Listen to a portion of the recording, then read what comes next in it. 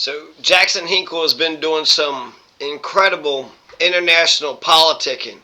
Incredible international politicking. He talked to Nicolas Maduro several months ago. He has done an interview with some guy from Hamas. He has visited Lebanon. He has visited Palestine. He is kind of trolling Israel right now, but I'm also worried about his safety.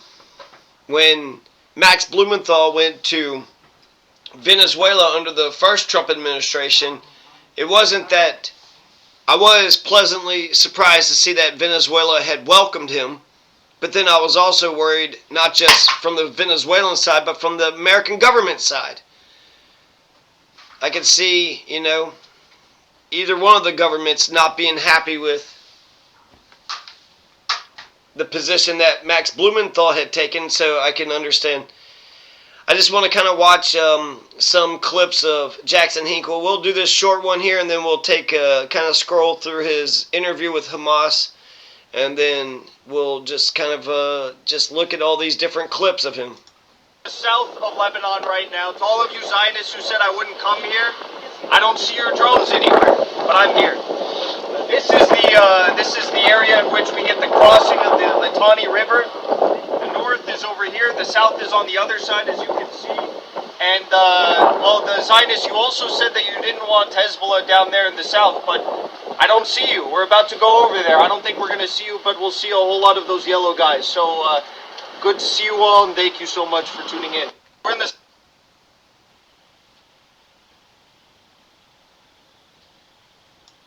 soldiers on it. This hill behind me is the Israeli military base. Here we got Palestine, and here we got Lebanon over here. And right there is a Merkava tank with Israeli soldiers on it. This hill behind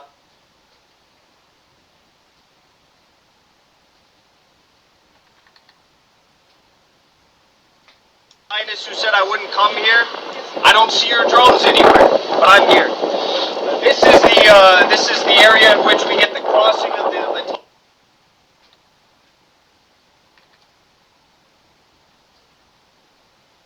When I was in Russia, and I was spending the week with a very good friend and a freedom fighter, revolutionary in Russia, Mr. Zahar Palepin.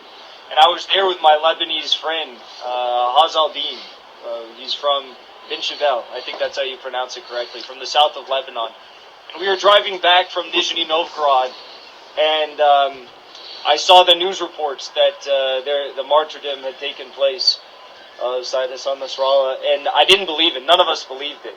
We all thought it was fake news, Zionist fake news, and there's still a big part of my heart that hopes that we'll see him again one day. So, how was your feeling after my feeling? Your feeling about his death? I guess my feeling was that not any sort of anger or anything like that. It's more that things will still stand strong. Now, for my my Lebanese brothers, the feeling was a little bit different because Zayed Hassan Nasrallah represents something different, obviously, for people who come from this region. But for me, there's been so many brave revolutionaries who've put death before dishonor.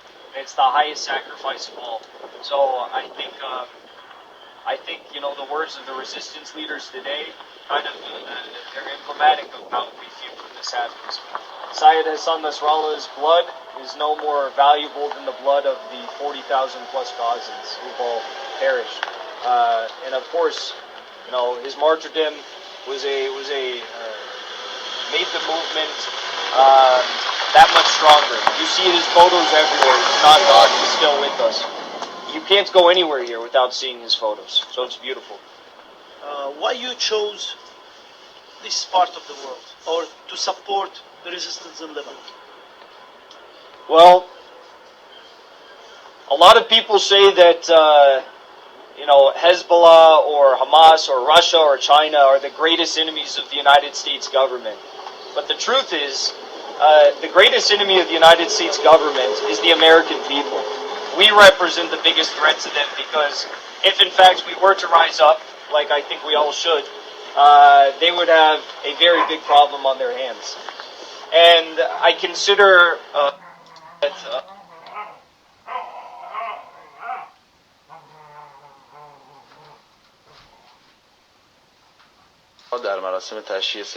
Alright, so I'm actually going through these clips. Let's take a look at his full interview with Hamas, and it's 45 minutes long, so I'll just kind of start from the back and then maybe just chop it up in the 5 random pieces. We'll start right here and then see what they said at the end.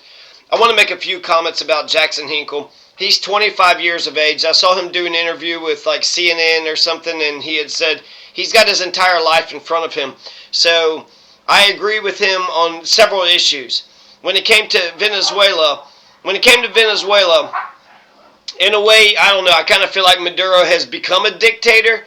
But when they were confronting Maduro, he hadn't served his term. He was democratically elected. He's been democratically elected again. And so he's got, another 5 years in front of him.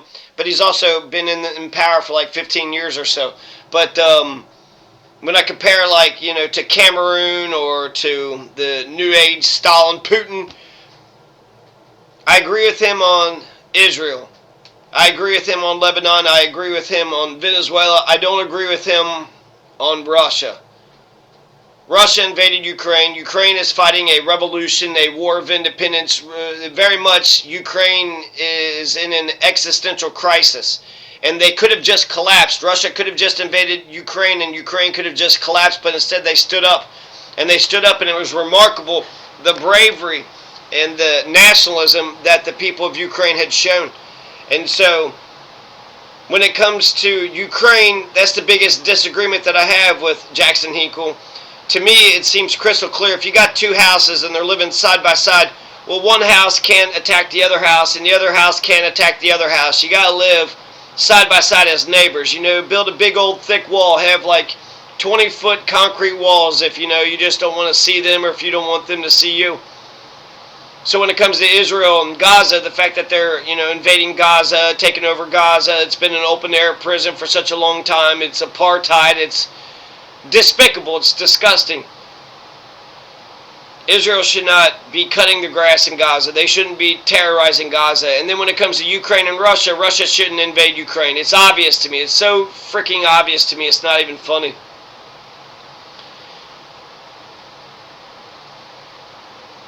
The point I'll say for Jackson Hinkle is that he's confronting the military-industrial complex. And when it came to the Iraq War, I was so pissed off about the Iraq War. I'm still pissed off about the Iraq War. We're still occupying Iraq today. We got 1,000 military bases. I don't know what the hell 99% of our military bases are doing. I'm not even for sure. I don't feel like empire helps us. If we're just going to try to militarily dominate everybody, are we thinking about the economic opportunities that we could be giving out to folks to win hearts and minds? China's sitting there building up infrastructure while we're sitting there trying to say we're the big tough guys on the block. We're going to get it. If we're the only police officer on the block and we're not even policing, the neighborhood, we're not protecting and serving anybody, we're not actually saving anyone, what the hell are we doing? Like, what the hell are we doing? We're the only police people on the block, and yet we're going to allow crime to run rampant. Well, then we are a shitty police officer. And we just want the power. We just want the badge. We just want the hat and the uniform. And we actually don't give a shit about. I don't want to be the stormtroopers. I don't want to be the Nazi stormtroopers. I don't want to be Darth Vader. I very much am on the side of the Jedis.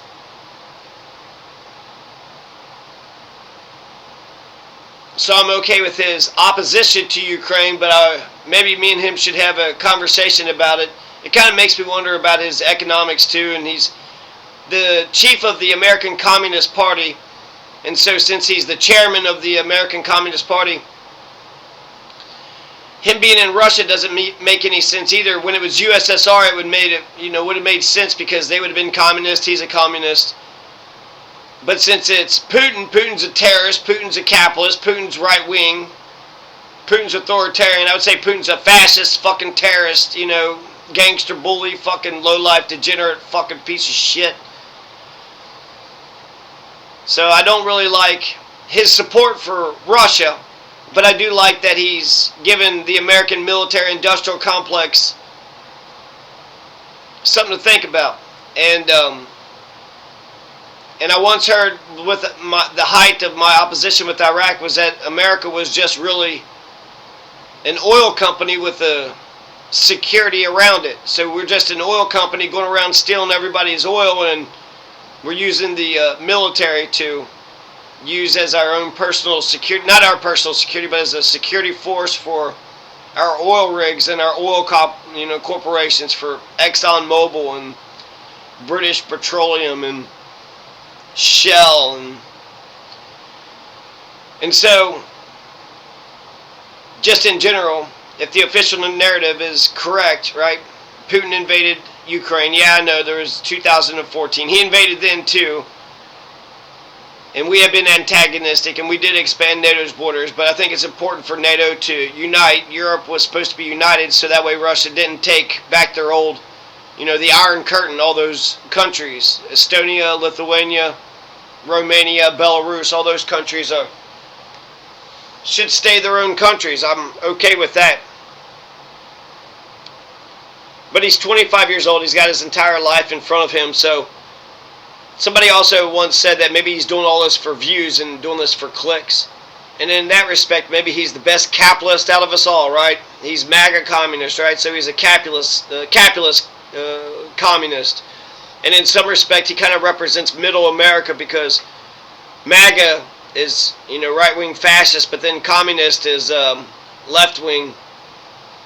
It's like he's extreme right-wing and extreme left-wing. So MAGA communist, you're both the extreme right and the extreme left. But I wonder if we actually had more conversations with each other, maybe we would find out that we, the people, have a lot more in common than the elites and the wealthy and the powerful. So let's take a look at some of this interview here. Political rights to live in freedom and dignity. And when we have seen all these thousands of people in the streets, in universities, rail stations, inside the Capitol Hall, everywhere, we have believed that this brought us nearer to the goals, our national goals, because we know that at the end, America is the decisive power in this context, and this huge mass of people who are raising their voices and paying prices for this to support our goal, it is a good sign that we are on the right track. Any decline of the resistance, of the commitment, when it comes to the people on the ground, when it comes to the fighters, when it comes to the negotiators, the political track, it continued as if nothing happened. And this has to be, from the beginning, a strong message for the Israelis and their supporters that it is not about persons. It is about people who are fighting and committed to their cause. Second, Hamas is used to deal with such crimes. They have killed the founder, Sheikh Ahmed Yassin. They have killed Abdulaziz Rantisi. They have killed a lot of our leaders, and plus a lot of other Palestinians, prominent leaders like Yasser Arafat and Abu Ali Mustafa and others. But the generations after generations, Palestinians continue, and we have always new leaders who are more committed or stronger committed to the cause. Because again, it is not about Hamas, it is not about person here or there, it is about people who are keen to achieve aggression. More than 500,000 tons of explosive material dropped on the heads of Palestinians in the Gaza Strip. Thousands and thousands killed, most of them are children and women, but you didn't get one picture of a Palestinian trying to break the borders near Egypt to flee from the Gaza Strip. On May 7th, 2024, when Netanyahu decided to invade Rafah near the Egyptian borders. In Rafah at that time there were 1.2 plus million Gaza Palestinians in the city. And when the incursion started and when the aggression started, all these people moved to the north. No one single Palestinian moved to the south, I mean towards Egypt.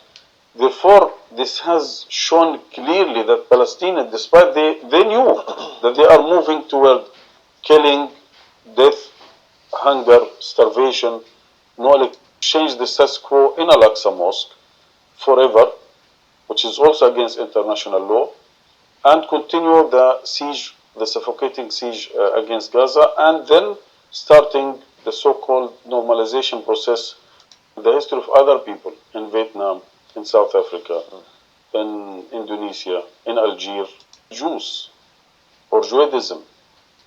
It is clear we are fighting for political goals. We are fighting against the occupation. We are fighting against the tanks or airplanes who are attacking our people. Therefore, we are not initiating any aggression against anyone. If we can achieve our goals politically and peacefully, yes, this is most welcomed from our side. And by the way, we have tried this in 1993 in Oslo, and we have signed an agreement, and we have given the international community and the Israelis 30 years until 20,000. But what about the others? Exactly, I have no idea about his intentions to mention this number, 100 to 120 injured. October 7th, because a few days after October 7th, Netanyahu came out and he said, we're going to wipe Hamas off the face of the earth. And then in April of 2024, he said the same thing. He said, we're getting very close to wiping Hamas off the face of the earth. But here you are, and the Palestinian people stand strong. So given that that was Israel's primary goal, is this a total victory for Hamas and the Palestinian resistance? Thank you very much for having me with you. I believe the total victory is to get rid of the occupation, to go back to return back to our homeland, to our cities, our villages, to be able to go back to Al-Aqsa, Jerusalem. But sure, this was the final end of this round of the confrontation with the Israelis. مقاومت شرکت کنن. I think it's very important to be in Beirut right now to show the whole world what is really happening here. At the end of the day, it's only dangerous because U.S. taxpayer dollars are funding terrorism against the people of Lebanon and Gaza. آمریکایی دارن کمک مالی میکنن به تروریستایی که خطر هستن برای لبنان. این اون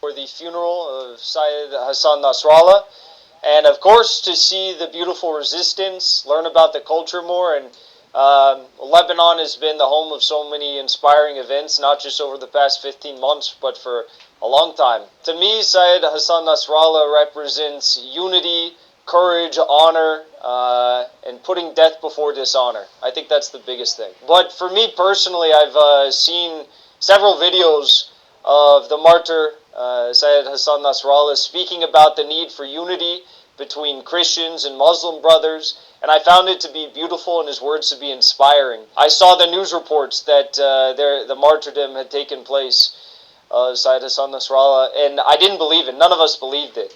We all thought it was fake news, Zionist fake news, and there's still a big part of my heart that hopes that we'll see him again one day. I guess my feeling was that not any sort of anger or anything like that. It's more that things will still stand strong. His martyrdom made the movement that much stronger. You see his photos everywhere. He's not gone. He's still with us. You can't go anywhere here without seeing his photos. So it's beautiful. I've always found his analysis of the geopolitical side, Hassan Nasrallah. My brother Tank pointed right level of unpredictability, how safe you're going to be in any given moment. And with these guys right here, I mean, these are genocidal, satanic, anti-human scum, what they did and what they continue to do for years and generations, right?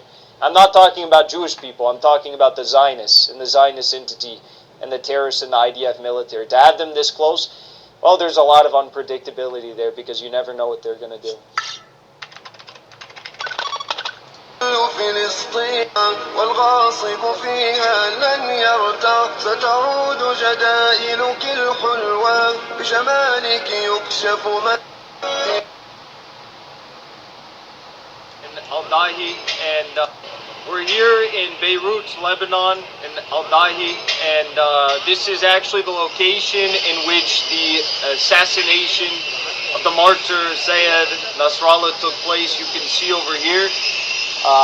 This is actually right where it happened, and these were all giant apartment buildings, blocks and blocks of apartment buildings, and it was completely leveled down. Where I'm standing is below the ground level, and you can see 100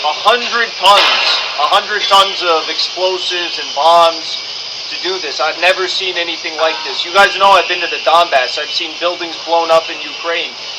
Maybe the top 2 layers are taken out, but here you have the complete collapse, and I've never seen anything like this. So rest in peace to the martyrs, and it is the resilient. The martyrs.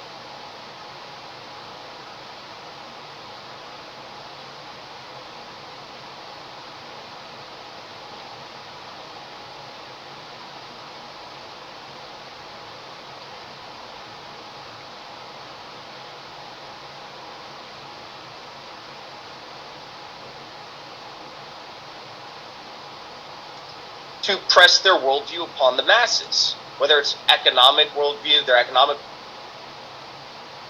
Things to me, but I'm standing right here next. You Zionists always say that you're going to do terrible things to me, but I'm standing right here next to your military base on the border of Palestine, and yes, it is Palestine.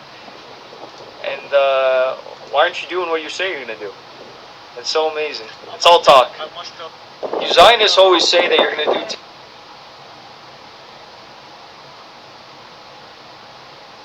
Trotskyists, and people kind of shrug when they hear that. They say, really, the world is... I think you've drawn up a really good point before in that the world is run by Trotskyists, and people kind of shrug when they hear that. They say, really, the world is controlled by communists? Well, kind of. They're controlled by Trotskyists, as you put it, and these are the most evil, sick human beings on the face of the planet. It's the Clintonites, it's the Bushites, it's the World Economic Forum, it's Klaus Schwab, it's everyone who stands opposed to the American working class. Oh, let me interrupt. I'm going to shut up. We can have you back for 5 hours soon. But you're dead on. The modern leftist movement and the modern neocon movement. I think you've...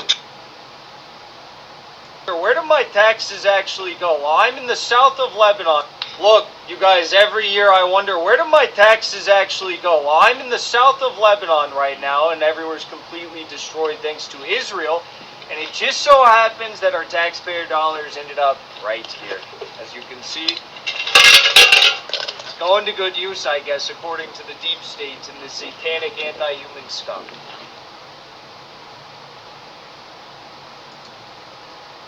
Never really had any beef with Nick, and we got...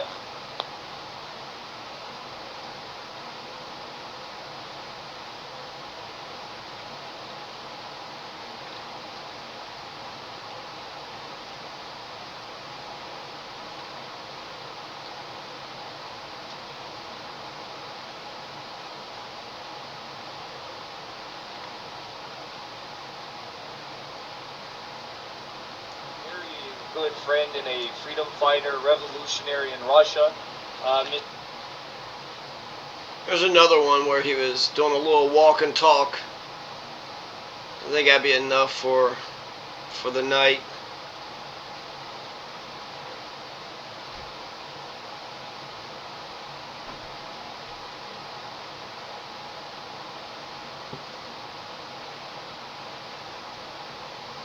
If I can find it in about 30 seconds.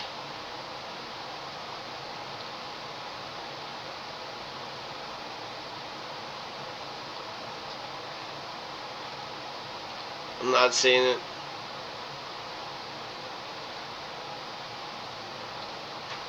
I find the genocide of Palestine fucking reprehensible. I find it absolutely disgusting.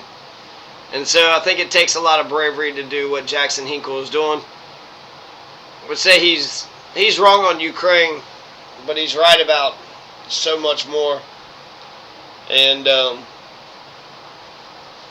yeah, I guess that's all I gotta say about that.